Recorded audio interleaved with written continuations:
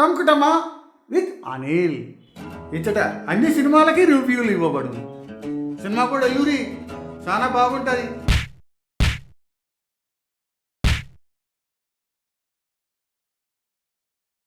ఎవరికైనా ప్రాబ్లం ఉంటే కంపల్సరీ జనతా గారి మూవీకి వెళ్ళండి.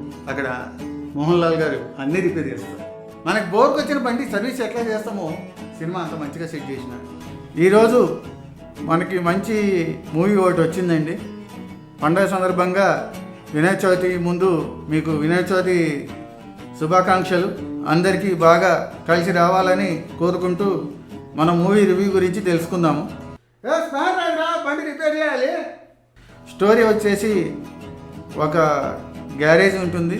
అందులో గ్యారేజీ మీద అన్ని రకాల ప్రాబ్లమ్స్ రిపేర్ చేయబడినని ఉంటుంది.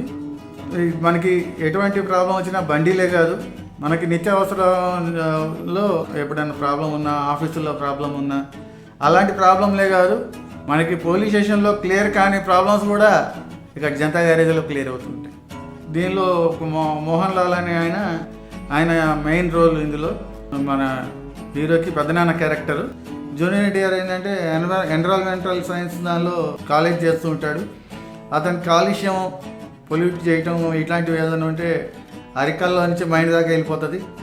సార్కి కోపం, వాళ్ళ మీద అదరగొట్టేస్తాడు వెళ్ళి. ఆ క్యారెక్టర్ అలాంటి క్యారెక్టర్. ప్రణామం ప్రణామం ప్రణామం. దీనిలో ఏంటంటే చిన్నప్పుడు దీనిలో ఆనంద్ అని, ఇప్పుడు ఇంకొక ఆయన సురేష్, వీళ్ళిద్దరూ రిలేషను. మోహన్ లాల్ వీళ్ళందరూ రిలేషను. దీనిలో ఏంటంటే మోహన్ లాల్ మీద కోపంతో విలన్స్ ఆనంద్ని, వాళ్ళ వైఫ్ని ఇద్దరిని చనిపోవటము, ఈ జూనియర్ ఎన్టీఆర్ అనాథగా రావటం ఇలా జరుగుతుంది. జరిగిన తర్వాత సురేష్ వచ్చి, నా చెల్లెల్ని మీ ఇంటికి పంపిస్తే ఇలా మీ మీద కోపంతో బయట వాళ్ళు ఇలా చంపేశారు యాక్సిడెంట్లో, మీ ఇంటి ఒక్క నిమిషం కూడా కాపురం చేయలేదు మా చెల్లెలు మీ ఇంట్లో, మీ తమ్ముడితోటి ఇలా జరిగిపోయింది అని అంటే, మోహన్ లాల్ బాధపడి, నేను నా అల్లుడిని మీకు చిన్నప్పుడే నేను దూరం చేసుకుంటున్నాను, పర్యవసానంగా పెద్ద అయిన తర్వాత కూడా మేము ఉన్నామని తెలియకుండా అక్కడే ఉంచుకోండి అని చెప్తాడు. అలా అంటే సురేష్ ఈ జూనియర్ ఎన్టీఆర్ చిన్నప్పుడు ఉన్నప్పుడు తీసుకుని వెళ్ళిపోతాడు. అయితే జూనియర్ ఎన్టీఆర్ జనతా గ్యారేజీకి ఎలా వస్తాడు? దీనిలో ఇద్దరు చనిపోతారు. వాళ్ళు ఎలా చనిపోతారు ఏంటి అనేది మీరు సినిమాలో చూడండి. ఎందుకంటే అంతా చెప్పేసి మీరు సినిమాకి పోరు కదా. జూనియర్ ఎన్టీఆర్, మోహన్ లాల్ వీళ్ళిద్దరి కాంబినేషన్లో మనకు వచ్చిన మొదటి సినిమా.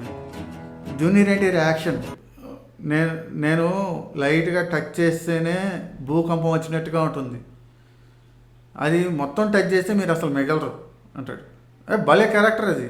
ఏంటంటే మనకి ప్రకృతిలో భూకంపం వస్తే ఎలా ఉంటుందో నేను కొడితే ఎలా ఉంటుంది మీకు, అది యాక్షన్ దగ్గరికి వచ్చేటప్పటికి అసలు ఎలా ఉంటుందంటే మహేష్ బాబులా చేస్తున్నాడేట అన్న ఫీలింగ్లో ఉంది. అది చాలా బాగుంది. ఎందుకంటే మహేష్ బాబే చేయగలరు అనుకున్నాను, ఈయన కూడా చేసేస్తున్నాడా అన్న ఫీలింగ్ వచ్చింది. చాలా బాగుంది క్యారెక్టర్. అక్కడ బాంబేలో ఉన్నప్పుడు అక్కడ వాళ్ళని రిపేర్ చేస్తాడు, ఇక్కడ వాళ్ళని రిపేర్ చేస్తాడు. ఎంత మంచిగా రిపేర్ చేస్తాడంటే అందరినీ చాలా బాగా రిపేర్ చేస్తాడు. అది ఎలా చేస్తారనేది మనకి బోర్కి వచ్చి సర్వీసింగ్, ఓవరాలింగ్ అంటారు మన అటు తెలంగాణలో, మనకు అటువైపు ఏమో సర్వీసింగ్ అంటారు. మోహన్ లాల్ యాక్టింగ్ గురించి అది క్యారెక్టర్లో జీర్ణించిపోయాడండి. అసలు మాటలా చెప్పాలంటే ఎవరినన్నా ఎలాంటి క్యారెక్టర్ అన్నా పరకాయ ప్రవేశం చేసి జీవించగల క్యారెక్టర్ అయినా. అది ఎంత బాగుందంటే డిఐజీతో మాట్లాడటానికి వెళ్ళినప్పుడు అసలు మీరు కొన్ని రోజులు మానేయచ్చు కదా, ఈ గ్యారేజీ తీసేసి వేరేదైనా చేసుకోవచ్చు కదా అంటే, మా దగ్గరికి వచ్చి పబ్లిక్ మాకు ఈ ప్రాబ్లం ఉంది అంటే మేము కంపల్సరీ హెల్ప్ చేస్తాం. మీ దగ్గరికి ఏమన్నా పబ్లిక్ వచ్చి మీరు ఏమైనా చేయగలుగుతా అంటే మీరు చేయండి. సూపర్ యాక్షన్ అండి అది. నాకు తెలిసి ఇది మాకు అవార్డు వస్తుంది, అది తెలిసి నాకు. నిత్య మీనన్ అసలు కామెడీ అంటే మనకి చాలా బాగా చేసింది నిత్య మీనన్.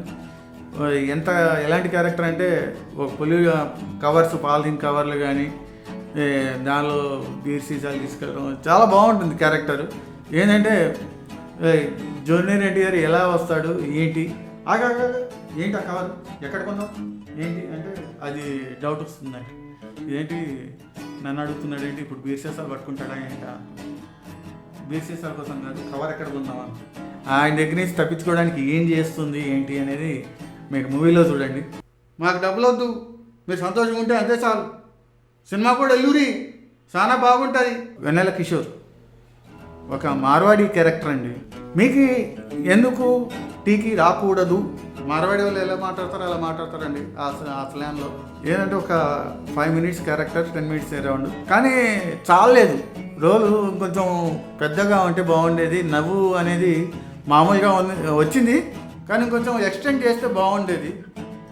మనకేంటంటే శ్రీమంతుడిలో చాలా మొత్తం సినిమా మొత్తం ఉంది, దీనిలో ఒక 10 నిమిషాలు ఎంతో మొదట్లోనే. ఏమి మీరు టీ తాగారు, ఏమి తాగుతారు? రాజీవ్ కనకాలది మీకు చెప్పడం మర్చిపోయాను. దీనిలో ఒక మున్సిపాలిటీ ఎంప్లాయీ, అది మంచి క్యారెక్టర్, జాబ్కి ద్రోహం తలపెట్టని క్యారెక్టర్, కరప్షన్కి లొంగని క్యారెక్టర్.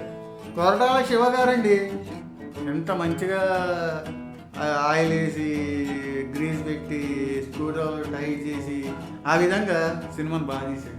శ్రీమంతుడు లాంటి బ్లాక్ బాస్టర్ హిట్ కాకుండా ఆయన ఖాతాలో ఇంకోటి వేసుకున్నారు ఈ సినిమా.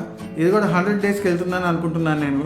మనకు బోర్కి వచ్చిన బండి సర్వీస్ ఎట్లా చేస్తామో సినిమా అంత మంచిగా సెట్ చేసినాడు. అది అంత మంచి సినిమా తీసిన కొరటాల శివ గారికి హ్యాట్స్ ఆఫ్. ఫస్ట్ హాఫ్ కానీ సెకండ్ హాఫ్ కానీ ఎక్కడా బోర్ పట్టలేదు. అసలు యాంగ్జైటీ పెరిగింది, అసలు నెక్స్ట్ ఏమవుతుందన్న యాంగ్జైటీ ఎక్కువ సినిమాలో. చాలా బాగుంది, ఎలా ఉంటుందా అని యాంగ్జైటీతో వెళ్ళాను కానీ ఫుల్ఫిల్ బాగా చేయగలిగింది సినిమా. కానీ కామెడీ మాత్రం కొంచెం తక్కువ పెట్టారు.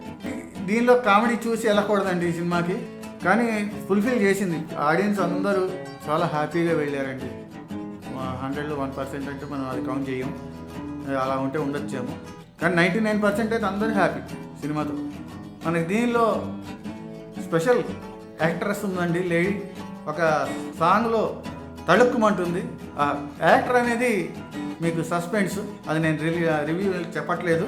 ఆ యాక్టర్ అనేది ఎవరు అనేది మీరు మూవీలో వెళ్ళి చూడండి. టంకుటమా with Anil. Red button compulsory click చేయండి, మర్చిపోకండి.